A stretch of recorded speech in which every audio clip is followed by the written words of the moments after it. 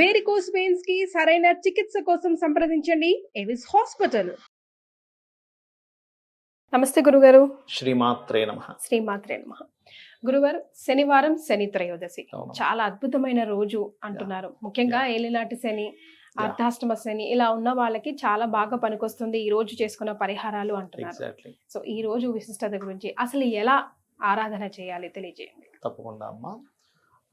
జ్యోతిష్ శాస్త్రంలో శని భగవానుడికి చెప్పినటువంటి కారకత్వాలు పరిపూర్ణంగా తెలుసుకొని మనం అర్థం చేసుకోవాలి. చాలా మంది భయపడుతుంటారు, అమ్మో ఏలినాటి శని వస్తుంది ఏమవుతుందో.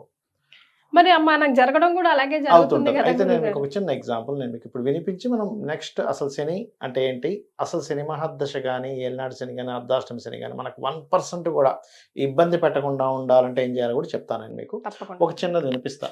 అందరూ ఏమనుకుంటారు, ఏలినాటి శనిలోనే ఇబ్బంది ఉంది, ఏలినాటి శని లేకపోతే చాలా బాగుంటుంది అనుకుంటారు కదా.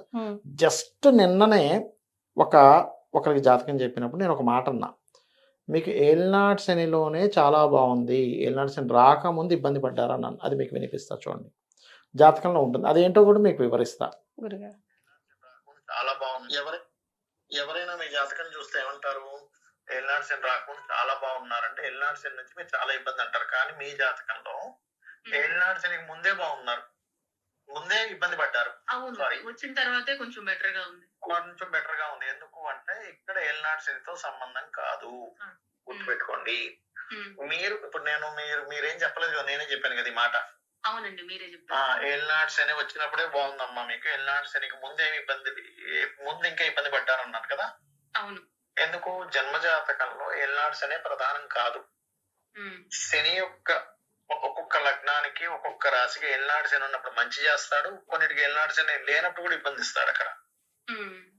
అదేంటి అంటే వాళ్ళ జన్మజాతకంలో శని ఉండేటువంటి పొజిషన్స్ ఏంటి, శని ఏ నక్షత్రాల మీద ఉన్నాడు, ఆయన గోచారంలో ఎక్కడెక్కడ తిరిగేటప్పుడు మంచి చేస్తాడు అనేది ఉంటుంది, గుర్తుపెట్టుకోండి. అర్థమైందా? ఇంకా చాలా ఉంది అది. ఎందుకంటే అమ్మా ఆ విషయం మీకు ఎందుకు గుర్తు చేశానంటే, ఆవిడది మీన రాశి. మీన రాశి వారికి ఒక 2 సంవత్సరాల నుంచి ఏలినాటి శని నడుస్తుంది. 2 సంవత్సరాల క్రితం అసలు ఏలినాటి శని లేదు, లాభంలో ఉన్నాడు శని. ఎవరైనా ఏమనుకుంటారు, 2 years బ్యాక్ మీరు చాలా బాగున్నారండి, బట్ 2 years నుంచి నానా గందరగోళం అంటారు. కానీ అక్కడ ఏంటి, రివర్స్. ఎందుకు అంటే ఎప్పుడు కూడా శనిని మనం అంటే మీడియాలోని అందరూ అలా తయారు చేసేసారు, క్రియేట్ చేశారు, అమ్మో అన్నట్టు క్రియేట్ చేశారు. కాకపోతే శనికి ఇచ్చిన కారకత్వం ఏంటి, నేను చాలా సార్లు చాలా వీడియోల్లో 10 years నుంచి చెప్తూ వస్తున్నా. స్వర్గీయ ఎన్టీ రామారావు గారు ఏలినాటి శనిలోనే సీఎం అయ్యారు. ఇప్పుడు మన పిఎం మోడీ గారు కూడా ఏలినాటి శనిలోనే పిఎం అయ్యారు. లాస్ట్ టైం జగన్ కూడా అష్టమ శనిలోనే సీఎం అయ్యారు. చంద్రబాబు నాయుడు గెలిచినప్పుడు డేట్స్ కూడా తీసుకుంటే ఏలినాటి శని నడుస్తుంది. చాలాసార్లు చెప్పాను. ఎందుకు అంటే శని ఈజ్ కేవలం మీకు శ్రమనిచ్చేవాడు మాత్రమే, సక్సెస్ నాపేవాడు కాదు. కానీ అయితే బికారి లేకపోతే రాజు అంటారు కదా. అంటారు, చెప్తాను దానికి కారణం ఏంటో కూడా చెప్తాను. శని అసలు ఇబ్బంది పెట్టడం నేను అనను. ఆయనకు వచ్చిన పోర్ట్ఫోలియో కేవలం మనం శనిని మాత్రమే హైలైట్ చేస్తున్నాము, బట్ వీనస్ కూడా ఇబ్బంది ఇస్తాడమ్మా. చాలా ఉన్నాయి నా దగ్గర కొన్ని. ఎందుకంటే నేను కొన్ని పాయింట్స్ ఎందుకు తీసి పెట్టుకుంటానంటే నేను స్టూడెంట్స్కి నేర్పిస్తుంటా. ఇక్కడ ఎందుకు ఏలినాటి శనిలో ఇబ్బంది రాలేదు, ఏలినాటి శని రాకముందు ఎందుకు ఇబ్బంది అనేది క్లారిటీ ఇస్తుంటా వాళ్ళకి. ఓకే, ఇక్కడ ఏంటంటే శని స్లో మూమెంట్, ఆలస్యం అవుతుంది కానీ ఆయన ఇచ్చే సంపద విపరీతంగా ఉంటుంది. బొగ్గు గనులు ఇప్పుడు మైనింగ్ చేస్తుంటారు చూసారా, శని ఇచ్చేది.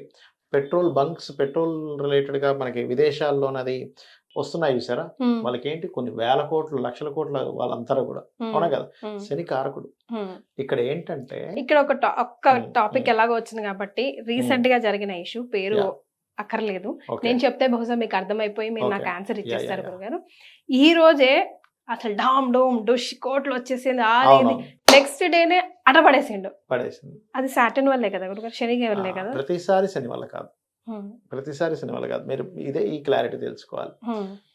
మనం అనుకుంటాము శని వల్లే అని అనుకుంటాం.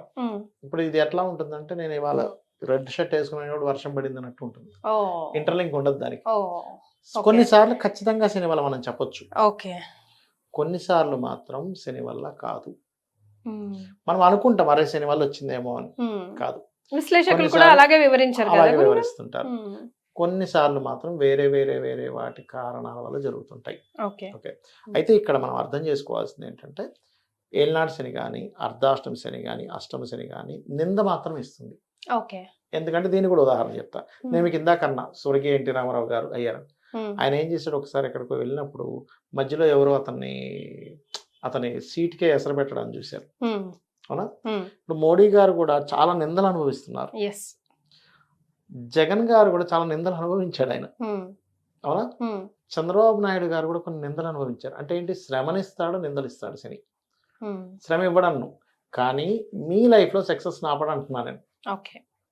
సీఎం అవ్వకూడదుగా, ఎందుకు శ్రమ ఇవ్వాలి? ఇప్పుడు సీఎం అయిన వ్యక్తికే పని ఉంటుంది, సీఎం అవ్వకపోతే ఇంట్లో కూర్చుంటాడు, ఏం పని? చాలా మంది ఏలినాటి శని పెళ్ళి అవ్వదు అనుకుంటారు, పెళ్ళి అవుతుంది. ఎందుకు? పెళ్ళి అయితేనే అష్ట కష్టాలు, శ్రమలు, సంతానం కలగదు అనుకుంటారు, సంతానం కలుగుతుంది ఏలినాటి శనిలో. ఎందుకంటే ఇప్పుడు ప్రెగ్నెన్సీ రావడం అదంతా మరి ఆ శ్రమ కదమ్మా. హ్యాపీగా ఎందుకు ఉంటుంది? ఒక స్త్రీమూర్తి ఎంత కష్టం ఉంటుంది ప్రెగ్నెన్సీ వచ్చినప్పుడు, అవునా కదా? అందుకని ఎక్కడా కూడా మీరు పెళ్ళవదేమో, జాబ్ రాదేమో అని అనుకోకండి. చేసే పనిలో శ్రమ, నిందలు ఎక్కువ ఉంటాయి. దీన్ని తగ్గించుకోవడానికి ఏంటో కూడా చెప్తాను నేను మీకు. సింపుల్గా ఏం లేదు, 3 విషయాలు ముఖ్యంగా పాటించాలి. ఒకటి, ఇది స్త్రీలకి, చిన్నపిల్లలకి, లేకపోతే ముసలి వాళ్ళకి వర్తించదు. మళ్ళీ ఇది ఓన్లీ పురుషులకి వర్తిస్తుంది. ఇదేంటంటే మధ్యాహ్నం నిద్రపోకూడదు. ఏలినాటి శని నడుస్తుంది, అర్ధాష్టమి శని నడుస్తుంది, అష్టమి శని నడుస్తుంది, మధ్యాహ్నం నిద్రపోకండి. నిద్రపోయారంటే మందుడు అంటారు శనిని, దాని ప్రభావం పెరుగుతుంది, గుర్తుపెట్టుకోండి. ఇక రెండవది ఏంటంటే, మీరు దగ్గరలో ఏదైనా ఆంజనేయ స్వామి ఆలయం కానీ, సుబ్రహ్మణ్యేశ్వర స్వామి యొక్క ఆలయం కానీ, శక్తి ఆలయాలు ఉంటాయి, లేదా గణపతి ఆలయం కానీ రెగ్యులర్గా విజిట్ చేయండి. 1% కూడా ఉండదు మీకు శని ప్రభావం.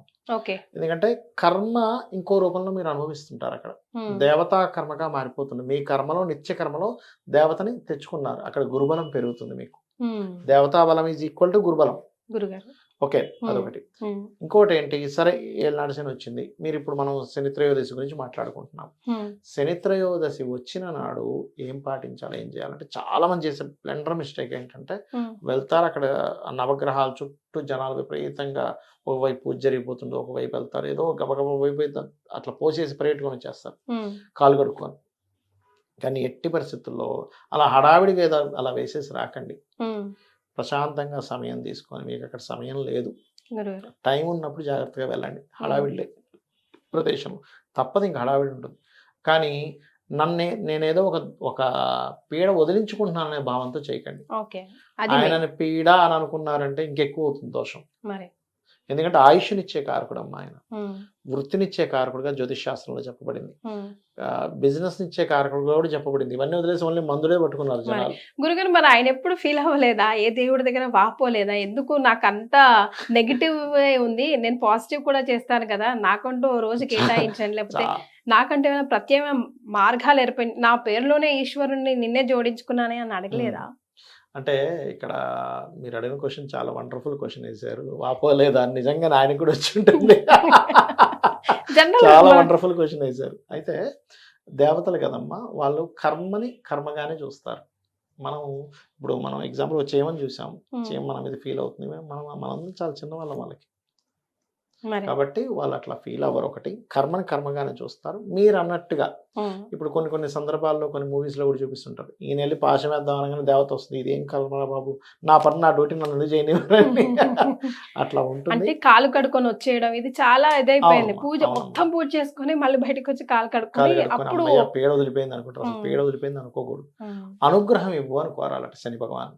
స్వామి, నా కర్మ బట్టి నువ్వు ఇస్తున్నావు, నీకు సంబంధం ఏం లేదు. అంటే శని భగవానుడు మన మీద గ్రజ్జే ఉండదు, కోపమేం ఉండదు, శత్రుత్వాలు ఏముండవు.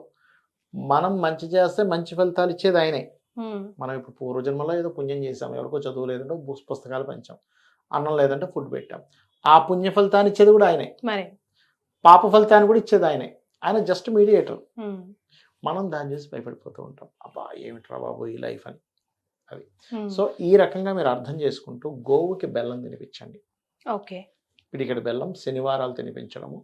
మీకు దగ్గరలో ఆలయాలు ఉన్నట్లయితే ఆలయాలకు వెళ్ళి అక్కడ నూనెని దీపారాధన కోసం వాడుకోవడానికి ఇవ్వడము. మీ కింద పనిచేసే వాళ్ళు ఉంటారు, చిన్న వర్క్స్, ఇంట్లో పనిచేసే అమ్మాయి కావచ్చు, ఒక డ్రైవర్ కావచ్చు, ఎవరైనా అసలు చిన్న వాళ్ళు ఉంటారు కదా, వాళ్ళని వాళ్ళు హ్యాపీగా ఉండడం కోసం మీరు ఏం చేయగలరు? వాళ్ళకి ఏదో ఒక చిన్న వాళ్ళ పిల్లల కోసం ఏదైనా ఒక డ్రెస్ బుక్స్, కొనివ్వడం, డ్రెస్, ఏదో భోజనము, ఒకటి. పూట భోజనము, వాట్ ఎవర్. ఎందుకంటే శ్రామికులకి, కర్షకులకి వీళ్ళకి శనికారకుడుగా చెప్పబడింది శాస్త్రంలో. వాళ్ళు హ్యాపీ ఫీల్ అయితే శని అక్కడ వరకు క్లియర్ అవుతుంది. ఇంకొంతమందికి తీవ్రంగా ఉంటుంది. ఎందుకు తీవ్రంగా ఉంటుంది అంటే చంద్రుడు ఉండే స్థితి బాగోదమ్మా వాళ్ళ జన్మజాతకంలో. చంద్రుడు ఉన్న స్థితిని బట్టి ఎల్నాటి శని పనిచేస్తుంది. ఇందాక నేను చెప్పింది కూడా ఆ ఫార్ములాతోనే చెప్పాను. ఓకే. చంద్రుడు ఉన్న స్థితి వాళ్ళ జన్మజాతకంలో ఉండే శని ఉన్న స్థితి, వాళ్ళకి నడుస్తున్న మహాదశ బట్టి ఎల్నాటి శని పనిచేస్తుంటది. మహాదశ అద్భుతంగా ఉందనుకోండి, ఎల్నాటి శని పెద్ద ఫలితం ఏమి కొంత శ్రమించి వదిలేస్తుంది. ఓకే. అలాంటి వారు ఎక్కువ స్థితి, ఎక్కువ ఇబ్బంది ఉందనుకోండి, దీక్ష తీసుకోవడం తప్పితే మరో మార్గం లేదు. ఓకే.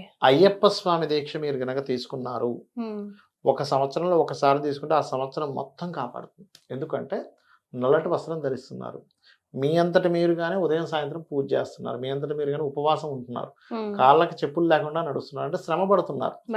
ఆయన ప్రత్యేకంగా శ్రమనివ్వకుండా మీకు మీరుగా ఎప్పుడైతే శ్రమని అనుభవిస్తున్నారో ఆయన కొత్తగా శ్రమ ఇచ్చేది ఉండదు. ఇంకా ఖచ్చితంగా ఆల్రెడీ నా లైన్ లోనే ఉన్నాడు అంతే. ఇక ఆయన కొత్తగా మనం ఇచ్చేది ఏంది, ఆల్రెడీ అనుభవిస్తున్నాడు కదా. చాలా మంచి విషయాలు తెలుసుకున్నాం గురుగారు ఈ రోజు, ముఖ్యంగా శనిదేవుడికి సంబంధించి. ధన్యవాదాలు. శ్రీమాత్రే నమః. శ్రీమాత్రే నమః.